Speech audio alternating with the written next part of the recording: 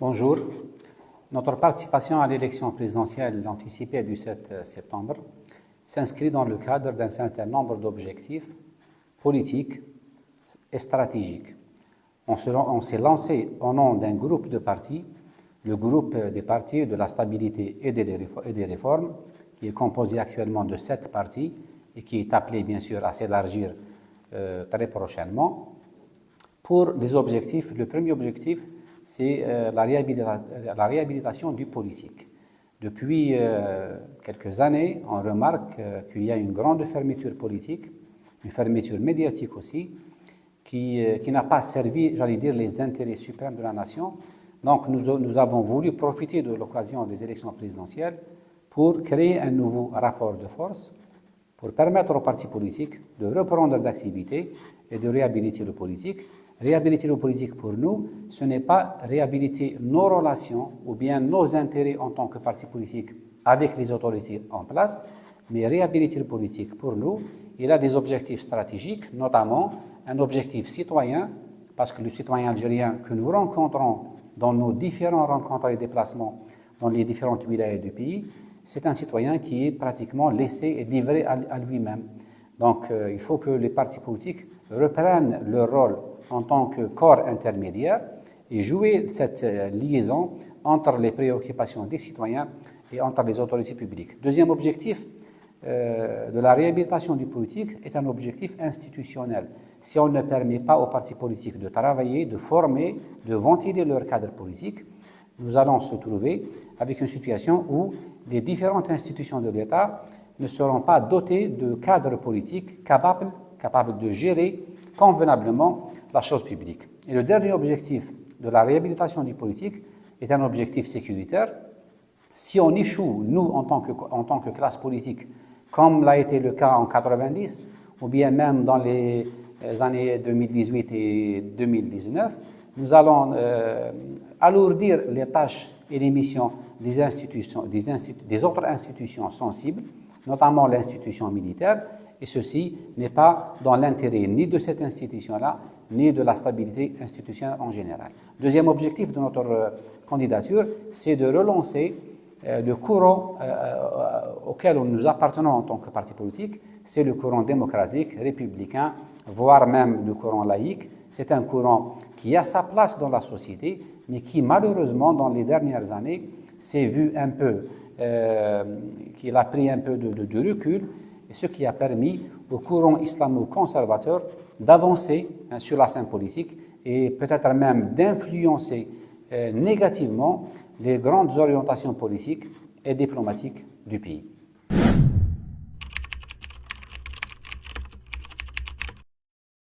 Bonne ou mauvaise chose, nous l'avons commenté dans un communiqué de presse officiel où nous avons dit que cette décision, de par sa constitutionnalité, elle est tout à fait constitutionnelle, mais elle a soulevé pour nous à l'ANR plusieurs questions. La première question, on aurait souhaité que cette décision-là soit annoncée à l'opinion nationale dans le cadre d'un discours à la nation, présenté par M. le Président de la République, pour éviter toute campagne de désinformation que peuvent subir les citoyens à l'intérieur ou à l'extérieur du pays. Deuxième remarque, on aurait souhaité que la classe politique, les premiers concernés par les élections présidentielles, les partis politiques, soient consultés, soient impliqués dans cette décision-là, parce que c'est une décision très importante.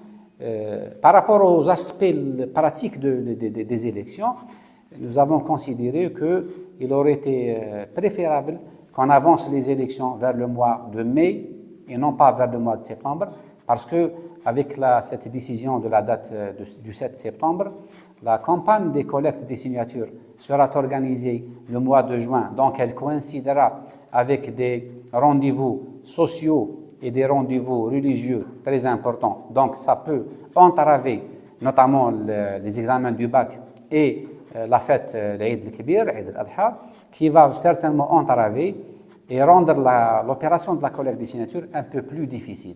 Deuxième point, c'est l'organisation de la campagne électorale elle-même, qui se déroulera le mois d'août, donc la période estivale, la période des vacances, qui peut-être n'est pas une bonne chose pour l'organisation des élections. Ceci dit, nous avons tourné la page de cette décision-là à l'ANR et dans le cadre du groupe des partis pour la stabilité et les réformes, et on s'est concentré sur l'après-décision en préparant notre programme électoral, nos militants, nos cadres, et en lançant officiellement notre candidature, contrairement aux autres partis politiques, que ce soit de l'alliance présidentielle ou des partis de l'opposition, qui se cachent encore derrière leurs petits doigts, il faut le dire, hein, en attendant peut-être des téléphones, en attendant peut-être des orientations d'ici ou de là, pour soutenir ou pour se présenter en tant que candidat. Ce n'est pas une chose normale qu'on prépare les élections présidentielles une semaine ou un mois avant la date. La préparation des élections présidentielles doit se faire au moins une année à l'avance parce que c'est un poste stratégique. Le poste de président de la République, il possède beaucoup de prérogatives constitutionnelles. Donc les élections présidentielles pour nous doivent être un débat de projet de société et non pas un débat partisan. C'est pour cela qu'on s'est lancé à travers le groupe des partis pour la stabilité et les réformes pour permettre l'émergence de grandes familles politiques, l'émergence de grands courants politiques qui peuvent réellement permettre aux citoyens, le 7 septembre, d'exercer sa souveraineté et de choisir réellement entre des programmes différents sur le plan politique, économique et social.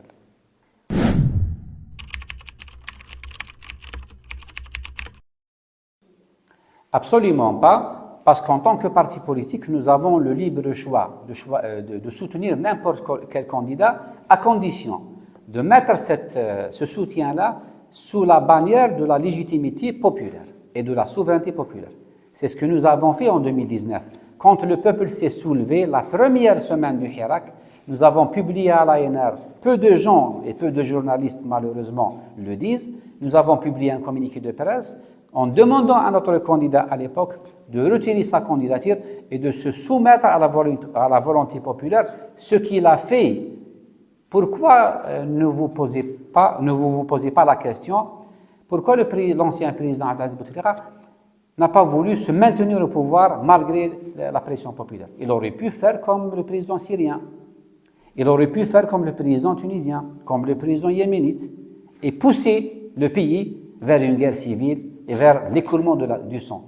Parce qu'il avait la sagesse qu'il faut, et nous, en tant que soutien, on était sages, on a demandé à notre président, notre candidat, de se retirer et d'annuler les élections du 18 avril ou bien le 19 avril, je ne me souviens plus, parce qu'on a considéré que les conditions du maintien des élections, même avec le retrait du 5e mandat, n'étaient pas propices.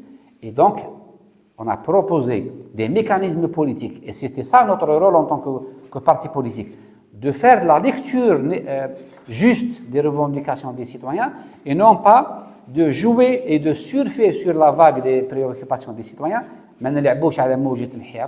pour des intérêts partisans.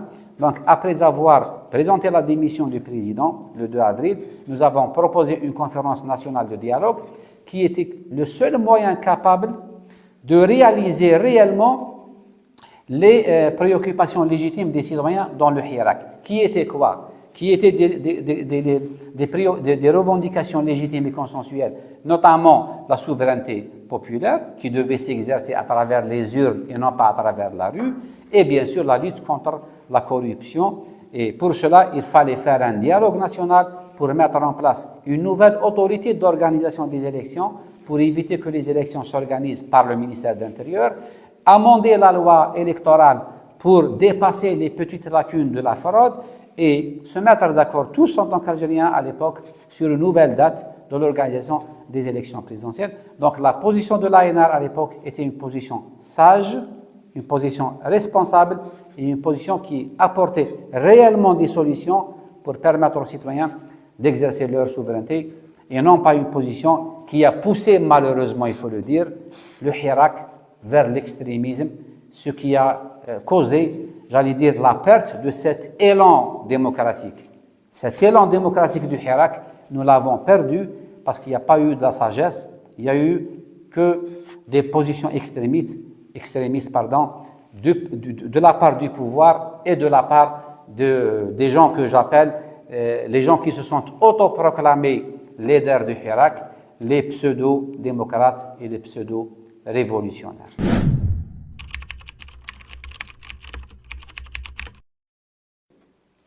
Pour ce qui est de l'évaluation du bilan de l'actuel président, ce n'est pas au parti de le faire, ce n'est pas uniquement au parti de le faire. Nous l'avons fait évidemment à l'ANR. Il y a des choses qui sont positives. Il faut pas oublier que ce mandat-là a été entaché par la crise du Covid, par la crise économique mondiale, par les conflits militaires, notamment la guerre entre la Russie et l'Ukraine et l'actuelle guerre de l'État sioniste contre nos frères palestiniens. Donc, pour ce qui est des équilibres économiques, des grands équilibres macroéconomiques, les choses sont plus ou moins acceptables. Mais concernant le volet politique, le volet de l'ouverture politique, le volet des libertés et des droits des citoyens, il y a eu un recul très grave, il faut le dire.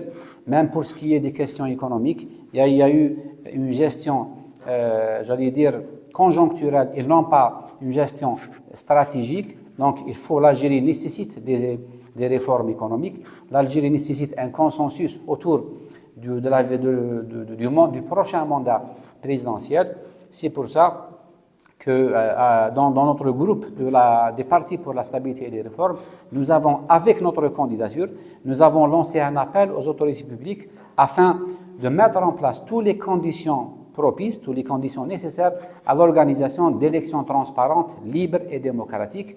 L'élection présidentielle, ce n'est pas uniquement un bulletin de vote et une urne, mais c'est un climat politique, un climat d'ouverture médiatique et politique, et un climat aussi de confiance. Nous réitérons par cette occasion notre appel aux autorités publiques afin de mettre en place des mesures d'accompagnement, des mesures pour restaurer la confiance, notamment en ce qui concerne la libération des détenus liés au Hirak.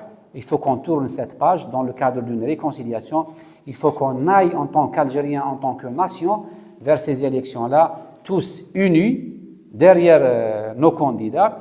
Et bien sûr, le dernier appel, on le lance à la classe politique, qu'elle soit de l'alliance présidentielle ou de l'opposition. Il faut qu'elle entame avec nous le débat présidentiel. L'alliance présidentielle, elle doit présenter le bilan de son président. Et si ce président-là veut se représenter, ce qui est tout à fait son droit, à l'ANR, on n'est pas contre la candidature de M. Abdelmajid Tebboune pour un deuxième mandat. Il sera notre concurrent et non pas notre ennemi politique. Et bien sûr, donc ces partis de l'Alliance doivent présenter le bilan de leur candidat loin de l'utilisation des médias publics ou des moyens de l'État. Et les partis de l'opposition doivent aussi présenter des alternatives, hommes et femmes présidentiables, et bien sûr des programmes afin de répondre concrètement aux véritables préoccupations des citoyens.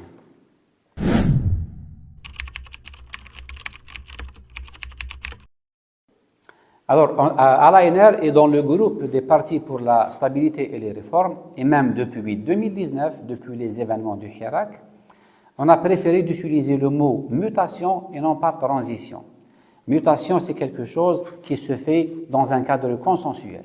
Et nous avons dit, quand on a lancé notre candidature, que pour nous, le plus important, ce n'est pas l'homme ou la femme qui va présider l'Algérie en 2024. Le plus important, c'est le mandat en lui-même, c'est la vision présidentielle, c'est le contenu de ce mandat 2024-2029. C'est pour ça que nous avons demandé que ce mandat-là doit être un mandat de mutation et de réforme à travers la mise en place d'un certain nombre de mutations. La mutation générationnelle, il faut qu'on permette aux nouvelles générations d'accéder à la gestion des affaires de l'État dans le cadre d'un rajeunissement de la classe politique et des dirigeants, évidemment. Deuxième mutation, c'est la mutation politique pour permettre de passer de la légitimité historique à une nouvelle légitimité, celle qui est basée sur les élections démocratiques, celle qui est basée sur le choix des cadres sur la base de la compétence et de l'intégrité et non pas du clientélisme ou du régionalisme. Une mutation économique qui doit permettre réellement, à travers des réformes structurelles et non pas des réformes conjoncturelles, de permettre de passer d'une économie rentière qui est liée totalement aux hydrocarbures à une économie diversifiée et créatrice de richesses. Et nous avons beaucoup de propositions dans ce sens-là. Une avant-dernière mutation sociale pour permettre d'accélérer les réformes sociales, notamment en ce qui concerne l'éducation, qui doit être une éducation créatrice de savoir et de citoyenneté, et non pas une éducation créatrice d'idéologie ou de multipartisme, c'est-à-dire d'appartenance idéologique et partisane de l'élève, une réforme du système judiciaire, une réforme de la santé et de toutes les questions et les sujets sociétals. Une mutation au niveau de la politique étrangère, à travers laquelle l'Algérie doit équilibrer dans sa politique étrangère entre les principes et entre les intérêts. On ne peut pas être plus royaliste que le roi, garder nos principes et oublier nos intérêts.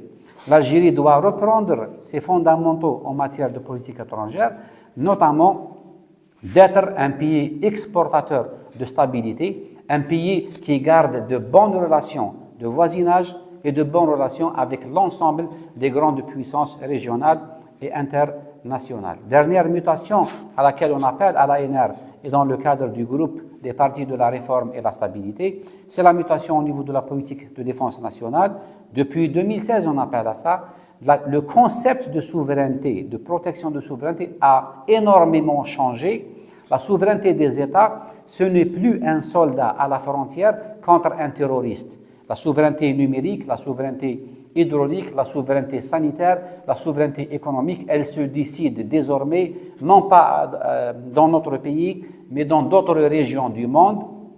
Et c'est pour ça que notre armée doit jouer un rôle. Dans le cadre de l'unité nationale, c'est l'article 30 que nous avons à l'ANR proposé dans l'amendement de la Constitution de 2020, permettre à notre institution de participer au processus de l'aide à la décision, au processus de la prise de la décision nationale et non pas la prise de décision politique. Il faut protéger notre armée pour qu'elle puisse nous protéger. Comment doit-on protéger notre armée? C'est en l'éloignant du champ politique et en l'orientant vers ses missions constitutionnelles qu'elle accomplit très convenablement en matière de lutte antiterroriste et en matière de lutte contre le crime organisé et l'immigration clandestine.